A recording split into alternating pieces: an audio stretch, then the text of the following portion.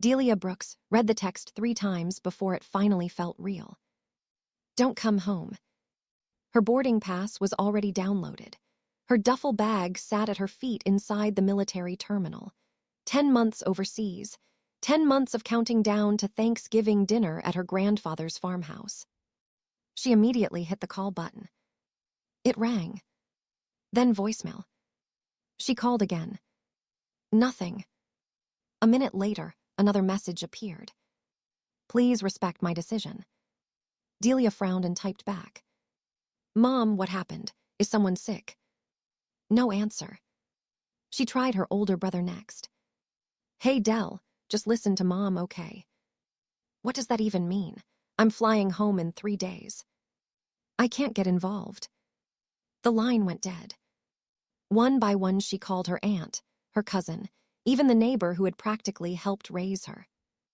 Every conversation ended the same way. Just give your mother some space. Don't make this harder. It's better if you stay where you are. Nobody would explain why. Delia stared through the terminal windows at the transport aircraft waiting on the runway. She had spent months in a combat zone dreaming about one thing, walking through the front door of the farmhouse with a pumpkin pie from the airport bakery and hearing her grandfather's old wind chimes. Now her own mother had erased that future with 4 words. After nearly an hour of silence, Delia finally opened the conversation again and typed only one reply. Understood. She pressed send. She had no idea that single word had just become the most expensive message she would ever send. The following morning, Delia canceled the last leg of her travel home. The airline representative sounded confused. So, you won't be using the return-to-home military itinerary? No, Delia answered quietly. Plans changed. She booked a small, extended-stay room near the base instead. When the other soldiers asked why she wasn't heading home for Thanksgiving, she forced a smile. My family has something going on. Nobody pushed for details. Military life had taught all of them that sometimes people carried burdens they weren't ready to unpack. Thanksgiving arrived.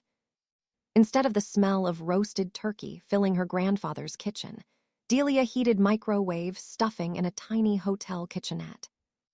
Instead of listening to cousins argue over football, she watched rain collect on the parking lot outside her window. She checked her phone more times than she cared to admit. Nothing. Not one family member wished her a happy Thanksgiving. Not even her mother. She told herself there had to be a reason. Maybe someone was ill.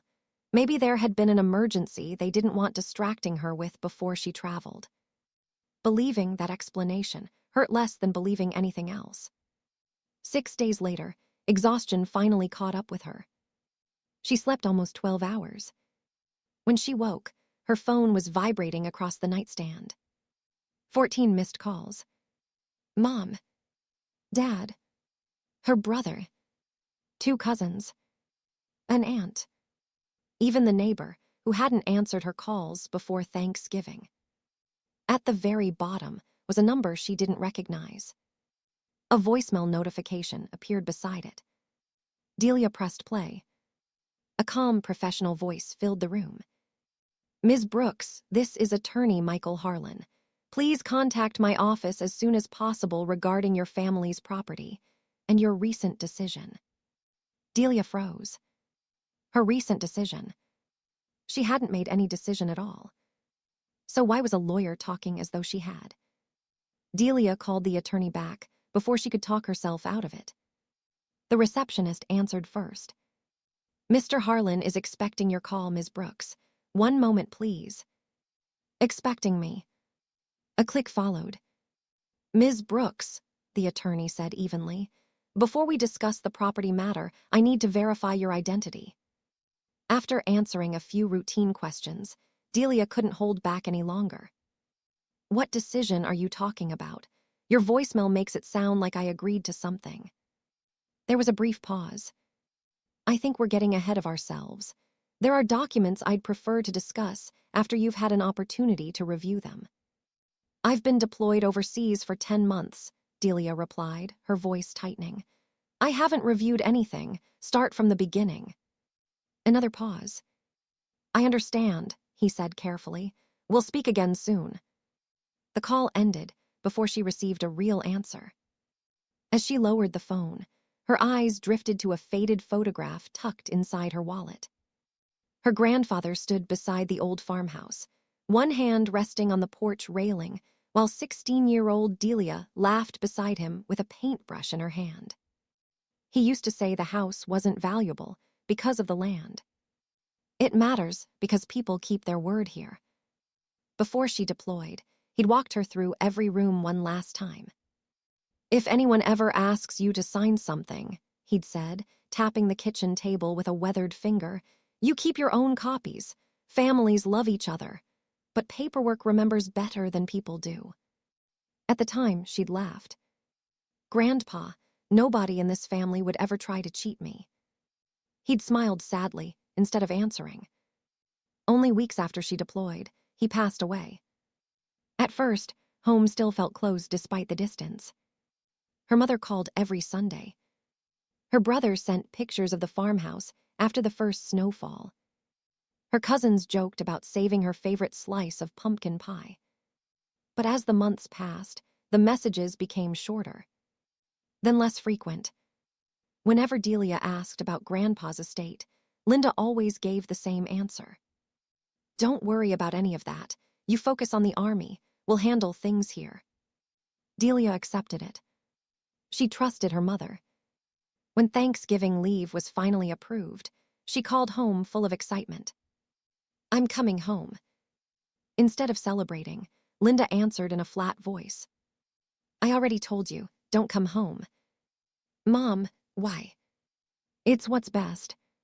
For who? The silence that followed lasted only a second before the call disconnected. Delia obeyed. She spent Thanksgiving alone. Late that evening, she opened social media. Photo after photo filled her screen. The entire family gathered around the farmhouse table. Her brother carving the turkey. Her cousins laughing on the porch. Her mother smiling beside the fireplace. Every caption celebrated everyone who matters being together. Not one picture mentioned Delia. Not one comment thanked her for serving overseas. It was as if she'd never been part of the family at all. Her phone rang.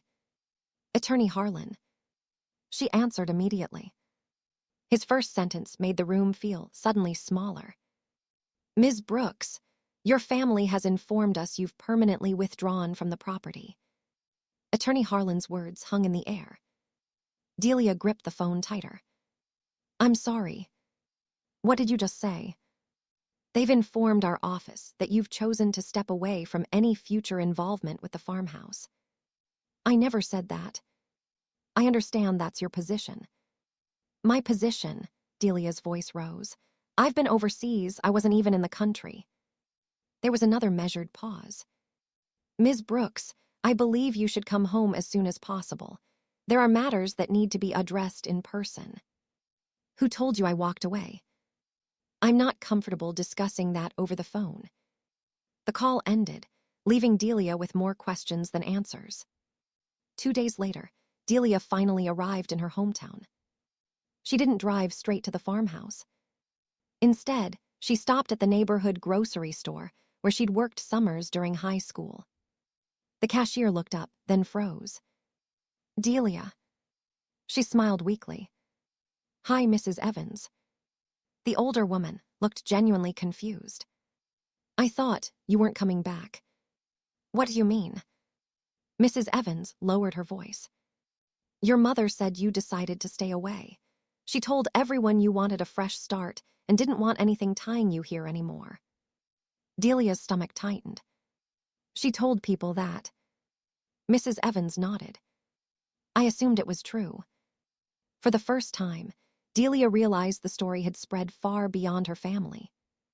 When she pulled into the driveway of the farmhouse, cars lined both sides of the road. Several relatives were still gathered outside, talking in small groups. Conversation stopped the moment she stepped out of her truck. Her aunt whispered, She's here." Her younger cousin stared at her, as though he'd seen a ghost. Linda slowly walked onto the porch. "I told you not to come." Delia climbed the steps until only a few feet separated them. "You also told everyone I abandoned this family." "I told them exactly what your message said." "My message said one word." "You wrote understood," Linda replied calmly. "You accepted my decision." "My decision to stay away for Thanksgiving, not to disappear from my own family." Several neighbors had stopped along the sidewalk, watching the exchange. No one spoke. Finally, Delia turned toward her cousin Ethan. "You were here, weren't you?" He swallowed hard. There was a family meeting after Thanksgiving dinner." "What meeting?" He looked at Linda before answering. "Everyone believed Aunt Linda when she said you decided you didn't want the farmhouse anymore. We signed statements as witnesses." The world seemed to tilt beneath Delia's feet. This hadn't been a misunderstanding. It had been organized. Before anyone could speak again, another vehicle pulled into the driveway. Attorney Michael Harlan stepped out, carrying a worn manila envelope sealed with red wax. Across the front, in unmistakable handwriting, were the words, "To be opened only if Delia Brooks is wrongfully excluded." The attorney looked from Delia to Linda before speaking. "I'm not opening this envelope here on the porch." Linda folded her arms. "There's no reason to drag everyone into this." Attorney Harlan met her eyes. "Mrs. Brooks, with respect, everyone is already involved." The relatives exchanged uneasy glances. He continued, "If statements were signed regarding ownership of the farmhouse, then every person who participated needs to be present before I read what's inside." For the first time since Delia had arrived, her mother didn't have an immediate response. An hour later, the entire family sat around the dining room table inside the farmhouse. The same table where Delia had celebrated every Thanksgiving since childhood. Only now nobody touched the coffee or pie sitting, untouched in the center. Attorney Harlan placed the sealed envelope beside a thick stack of documents. "I need everyone who signed these statements to remain." Linda leaned forward. "This is unnecessary. Delia already acknowledged my message." Delia looked at her. "I acknowledged staying away for Thanksgiving." "You understood exactly what I meant." "No," Delia answered. "You made sure I never had the chance to ask." Silence settled over the room. The attorney opened the file instead of the envelope. "I'd like to clarify one point before we continue." He held up several signed witness statements. "Each of you affirmed that Ms. Brooks voluntarily withdrew from future ownership of this property." Heads slowly nodded around the table. He continued, "Were any of you personally told that by Ms. Brooks?" Nobody answered. Finally, Delia's aunt looked down at her hands. "No." Attorney Harlan turned another page. "Were any of you present for a conversation between Ms. Brooks and Mrs. Brooks?" Again. "No." Linda's voice cut in sharply. "I told them. Delia and I had already discussed it." The attorney calmly replied, "So every witness relied solely on your representation." The room became painfully quiet. Delia scanned the faces around her. Her brother couldn't meet her eyes. Her cousin Ethan stared at the floor. Another aunt nervously twisted her wedding ring. Every ignored phone call. Every unanswered text. Every Thanksgiving photograph. Every piece suddenly fit together. They hadn't ignored her because they were busy. They believed the story her mother had told them. Then Ethan cleared his throat. Aunt Linda said Delia wanted a clean break after deployment. He swallowed hard. She said she'd already agreed, and that the paperwork was just making it official. Several relatives looked at Linda in disbelief. "You told us she wanted this," one cousin whispered. Linda's confident expression began to crack. Attorney Harlan slowly picked up the sealed envelope. The red wax seal had never been broken. He held it carefully between his hands. "I've practiced estate law for nearly 30 years," he said. "I've only been instructed to open an envelope like this once." He looked directly at Linda. The instructions from Mr. Brooks were very specific. His thumb rested against the seal. "What I'm about to read changes ownership of this property, completely." Attorney Harlan carefully broke the red wax seal. No one spoke. The only sound in the room was the slow unfolding of a single handwritten letter. He adjusted his glasses.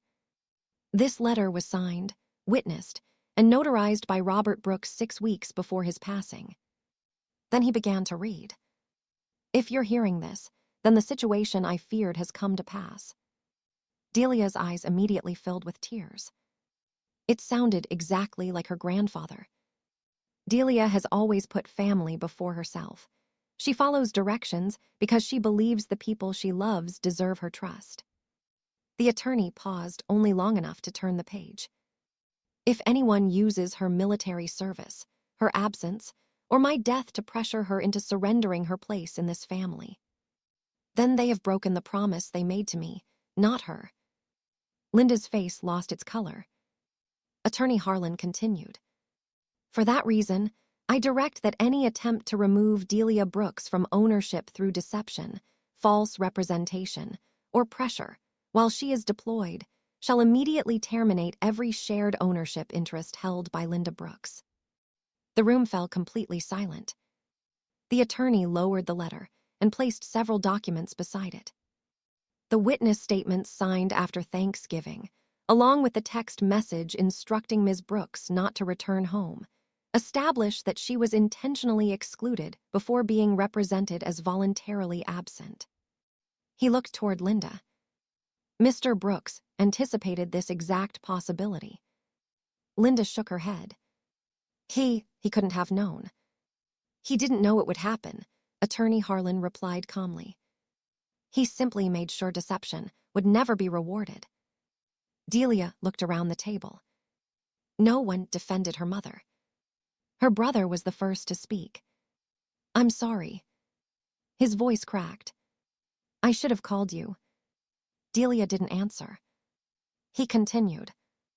"I believed Mom. Everyone did." One by one, the others admitted the same thing. Her aunt wiped away tears.